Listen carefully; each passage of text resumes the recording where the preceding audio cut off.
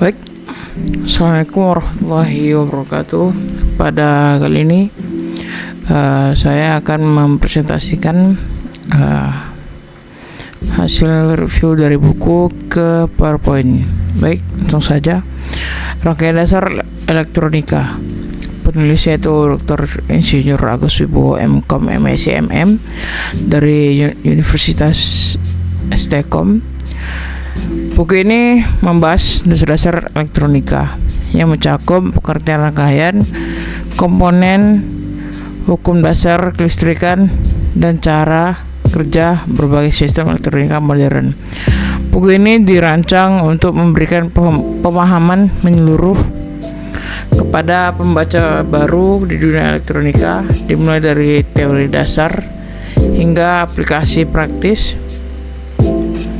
Baik, kata pengantar di buku ini yaitu buku ini bertujuan untuk memperkenalkan pembaca pada dasar-dasar elektronika secara menyeluruh dan bertahap. Materi ini disusun mulai dari pengenalan sirkuit listrik sederhana hingga latihan membuat rangkaian yang lebih kompleks. Penulis juga memberikan penjelasan mendalam tentang teori-teori kelistrikan yang berlaku dalam dunia elektronika, serta panduan dalam bekerja dengan listrik secara aman. Buku ini juga memperkenalkan konsep microcontroller dan robotika di bagian akhir. Apa itu sirkuit atau rangkaian? Sirkuit atau rangkaian listrik adalah jalur tertutup di mana arus listrik mengalir dari sumber daya melalui berbagai komponen dan kembali ke sumber. Arus ini hanya dapat mengalir jika rangkaian tersebut lengkap tanpa ada sambungan yang terputus. Contoh sederhana nih. Contoh sederhana dari rangkaian adalah saklar lampu di rumah. Saklar berfungsi sebagai pemutus arus yang menghubungkan atau memutuskan jalur listrik. Rangkaian yang baik biasanya dirancang secara sederhana agar mudah dipahami dan dikelola. Jadi jenis rangkaian dapat diklasifikasikan berdasarkan cara arus mengalir dan konfigurasinya. Yang pertama itu rangkaian tertutup, rangkaian yang berfungsi sepenuhnya memungkinkan arus listrik mengalir tanpa hambatan. Yang kedua itu rangkaian terbuka, rangkaian yang terputus di mana arus tidak dapat mengalir karena ada komponen yang rusak atau sambungan yang terputus.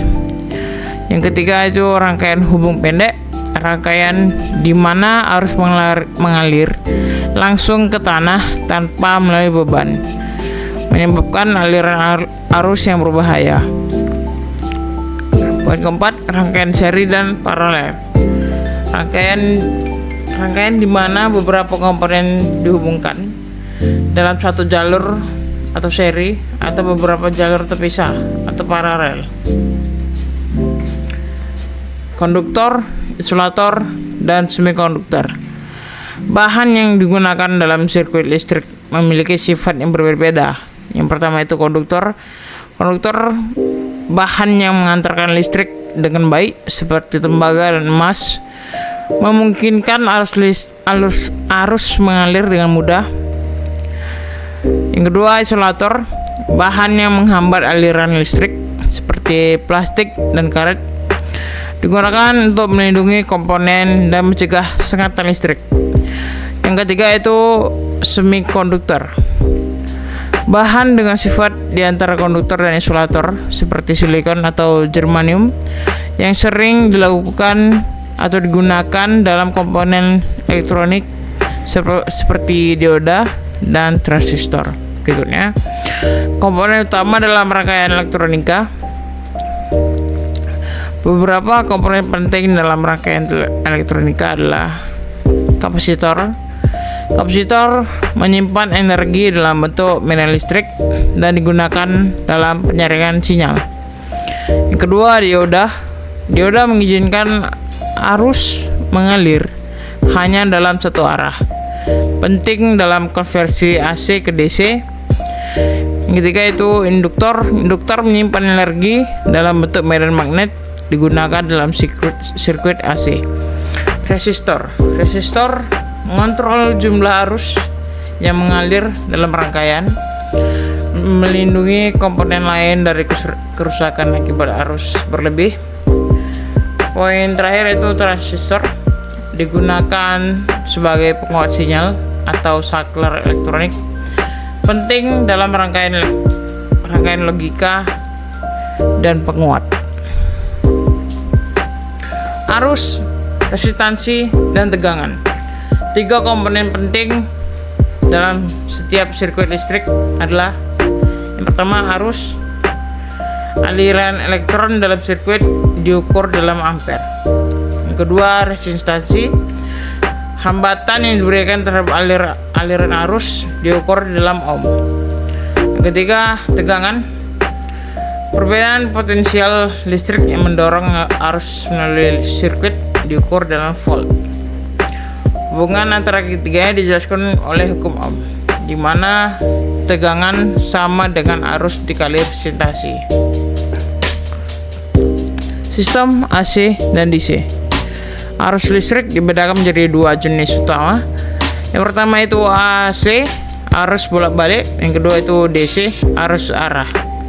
AC, arus yang berubah arah secara periodik, digunakan dalam jaringan listrik rumah tangga dan industri. DC, arus yang hanya mengalir ke dalam satu arah, ditemukan dalam baterai dan perangkat elektronik kecil. AC digunakan untuk distribusi daya dalam skala besar, sedangkan DC digunakan untuk perangkat elektronik yang membutuhkan arus stabil. Apa itu transformator? Transformator adalah perangkat yang digunakan untuk mengubah tegangan listrik dalam sistem AC.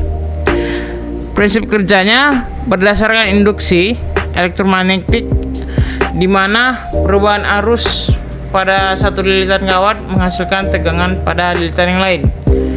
Transformator digunakan untuk menaikkan atau menurunkan tegangan dalam jaringan distribusi listrik. Misalnya, di pembangkit listrik, tegangan dinaikkan untuk mengurangi rugi-rugi energi saat didistribusikan, kemudian diturunkan kembali saat akan digunakan oleh konsumen. Kategori rangkaian elektronika. Rangkaian elektronika dibagi menjadi 3 kategori utama. Yang pertama itu adalah rangkaian analog, yang kedua rangkaian digital, yang ketiga rangkaian hibrida. Rangkaian analog menggunakan sinyal kontinu yang bervariasi untuk merepresentasikan informasi seperti suara atau cahaya. Rangkaian digital menggunakan sinyal diskrit 0 dan 1 untuk merepresentasikan informasi seperti pada komputer. Yang ketiga yaitu rangkaian hibrida, kombinasi antara rangkaian analog dan digital, sering digunakan dalam perangkat telekomunikasi dan elektronik modern. Induktansi dalam rangkaian elektronika. Induktansi adalah sifat dari sebuah induktor yang memungkinkan komponen ini menahan perubahan arus listrik melalui medan magnet. Ketika arus listrik mengalir melalui induktor, medan magnet terbentuk di sekitarnya. Jika arus berubah, medan magnet ini akan berusaha menahan perubahan tersebut yang menghasilkan efek penyimpangan energi. Induktansi diukur dalam Henry, H atau H, dan penting dalam sirkuit AC, terutama untuk penyaringan sinyal atau penyimpangan energi sementara. Rangkaian terpadu IC, Integrated Circuit. IC, rangkaian terpadu, adalah chip kecil yang berisi ratusan hingga jutaan komponen elektronik seperti transistor, resistor, dan kapasitor. IC digunakan dalam hampir semua perangkat elektronik modern karena ukurannya yang kecil dan efisiensi yang tinggi. IC dapat melakukan berbagai fungsi dari pengolahan sinyal audio hingga pengendalian logika digital dalam komputer.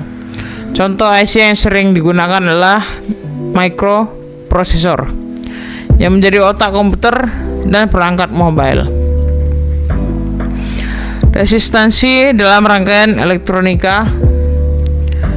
Resistansi adalah hambatan terhadap aliran arus listrik dalam suatu rangkaian. Semakin tinggi resistansi, semakin kecil arus yang dapat mengalir melalui rangkaian. Resistansi diukur dalam ohm. Dalam rangkaian elektronika, resistor digunakan untuk mengontrol arus agar tidak merusak komponen lain yang lebih sensitif seperti LED atau microprosesor. Resistor yang tepat memungkinkan rangkaian bekerja dengan aman dan efisien. Jenis-jenis resistansi. Resistansi dapat dibagi menjadi beberapa jenis tergantung pada aplikasinya. Poin pertama itu resistansi diferensial. Resistansi yang berubah tergantung pada tegangan atau arus yang diberikan pada komponen. Jenis ini sering ditemukan pada semikonduktor seperti dioda. Poin kedua, resistansi statis. Resistansi tetap yang tidak berubah mengikuti hukum Ohm. Biasanya digunakan pada resistor tetap dalam rangkaian. Resistansi ini memainkan peran penting dalam menjaga kestabilan arus dan tegangan dalam rangkaian. Mengukur resistansi dalam rangkaian. Mengukur resistansi dalam rangkaian dapat dilakukan dengan dua cara, yaitu rangkaian seri dan rangkaian paralel. Bisa dilihat di sini resistansi total adalah jumlah dari semua resistansi individu dalam rangkaian, yaitu R total sama dengan R1 tambah R2 tambah R3. Ya, Anda bisa lihat sendiri di sini. Dan juga begitu dengan rangkaian paralel. Ya, pengukuran resistansi dapat dilakukan menggunakan alat ukur ohm meter. Peran impedansi dan admitansi dalam rangkaian AC. Dalam rangkaian AC, selain resistansi, ada juga impedansi atau Z yang merupakan hambatan total yang terdiri dari resistansi dan reaktansi dalam kurung kapasitansi dan induktansi. Impedansi diukur dalam ohm dan menentukan seberapa besar arus yang dapat mengalir dalam rangkaian AC. Kebalikannya adalah admitansi atau Y yang menunjukkan kemudahan aliran arus dan diukur dalam Siemens. Impedansi dan admitansi sangat penting dalam menentukan karakteristik respon frekuensi dalam rangkaian AC. Satuan alternatif dalam pengukuran elektronika. Ada beberapa satuan alternatif yang sering digunakan dalam elektronika. Yang pertama itu desibel. Desibel digunakan untuk mengukur penguatan atau penurunan sinyal dalam rangkaian, terutama dalam audio dan komunikasi. Yang kedua itu watt jam, digunakan untuk mengukur konsumsi energi listrik selama waktu tertentu. Yang ketiga itu frekuensi sudut, digunakan dalam rangkaian AC untuk mengukur kecepatan perubahan arus atau tegangan. Satuan ini penting dalam analisis frekuensi rangkaian. Prinsip transfer daya maksimal. Prinsip transfer daya maksimal menyatakan bahwa daya yang ditransfer dari sumber ke beban akan mencapai maksimum jika resistansi beban sama dengan resistansi sumber. Ini adalah prinsip penting dalam desain sistem seperti penguat suara, di mana efisiensi transfer daya sangat penting untuk mendapatkan kualitas suara yang baik tanpa distorsi. Aplikasi lainnya dapat ditemukan dalam sistem transmisi daya listrik, di mana efisiensi transfer energi menjadi prioritas. Teori Thevenin dalam analisis rangkaian teorema. Thevenin menyederhanakan rangkaian linear yang kompleks menjadi rangkaian ekuivalen yang terdiri dari sumber tegangan Thevenin dan representasi Thevenin. Ini mempermudah analisis rangkaian dengan menggantikan bagian tertentu dari rangkaian dengan representasi yang lebih sederhana. Dengan menggunakan teorema ini, kita bisa menghitung tegangan dan arus dalam rangkaian yang kompleks tanpa harus menganalisis setiap komponen secara individual. Transformasi bintang delta. Transformasi bintang delta adalah metode yang digunakan untuk menyederhanakan analisis rangkaian 3 fase. Dalam transformasi ini, rangkaian bintang dapat diubah menjadi rangkaian delta atau sebaliknya. Transformasi ini sangat penting dalam jaringan listrik 3 fasa karena mempermudah penghitungan impedansi atau resistasi. Rumus transformasi bintang delta adalah berikut.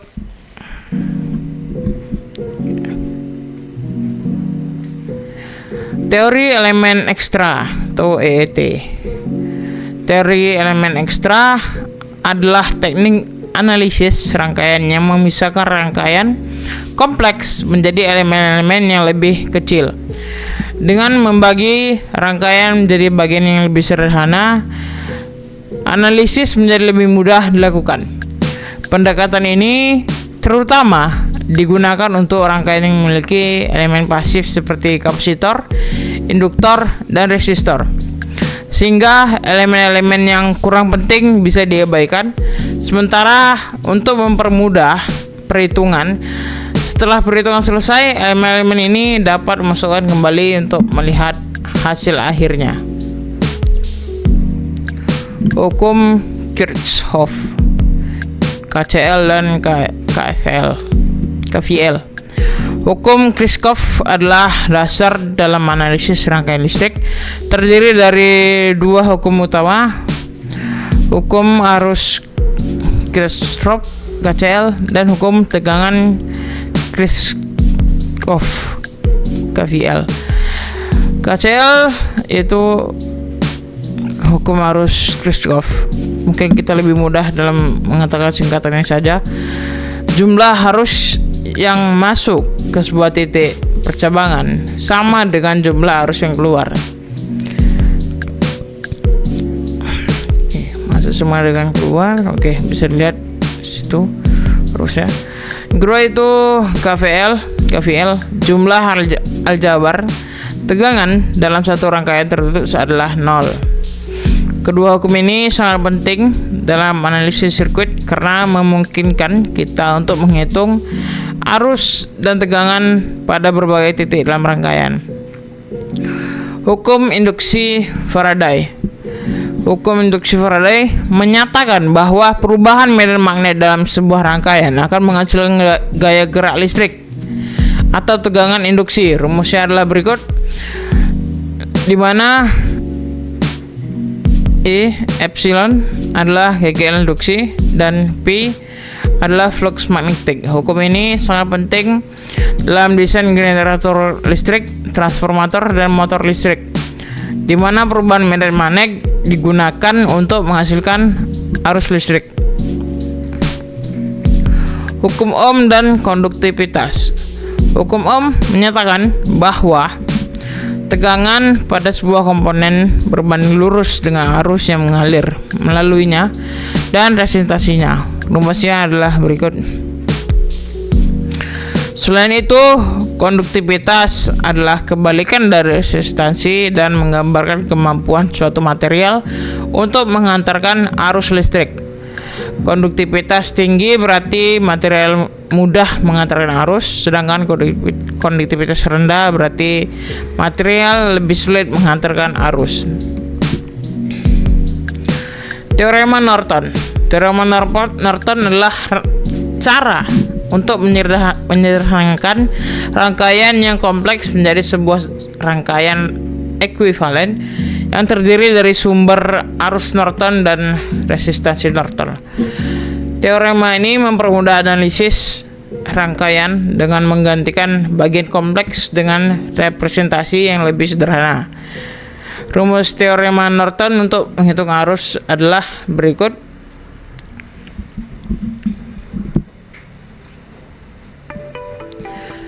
Elektromagnetisme dalam elektronika. Elektromagnetisme adalah prinsip dasar di balik banyak perangkat elektronika seperti motor, generator, dan transformator. Ketika arus listrik mengalir melalui konduktor, medan magnet terbentuk di sekitarnya, dan medan magnet ini mempengaruhi komponen lain dalam rangkaian. Sebagai contoh, motor listrik bekerja berdasarkan interaksi antara medan magnet dan arus listrik untuk menghasilkan gerakan mekanis. Pemahaman tentang elektromagnetisme sangat penting dalam desain dan analisis perangkat elektronik yang menggunakan medan magnet. Hukum Gauss dalam elektromagnetisme. Hukum Gauss dalam elektromagnetisme menyatakan bahwa flux medan listrik yang melalui permukaan tertutup sebanding dengan muatan total yang dikelilingi oleh permukaan tersebut. Rumusnya adalah berikut.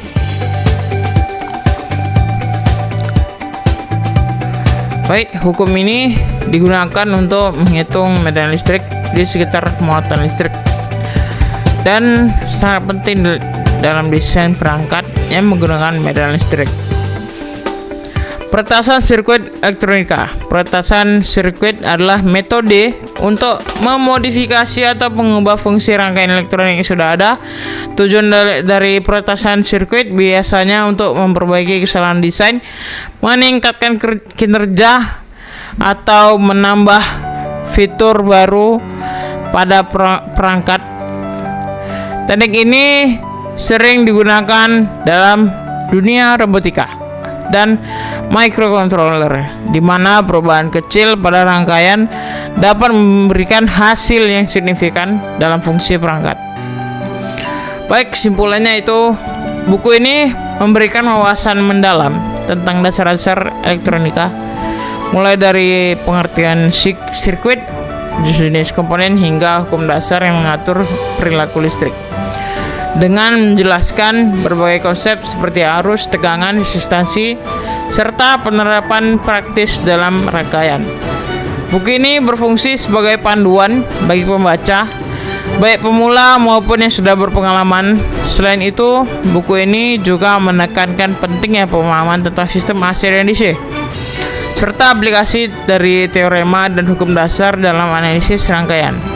Dengan memahami materi yang disajikan, pembaca dapat merancang, menganalisis, dan menyelesaikan masalah yang terkait dalam rangkaian elektronika secara efektif.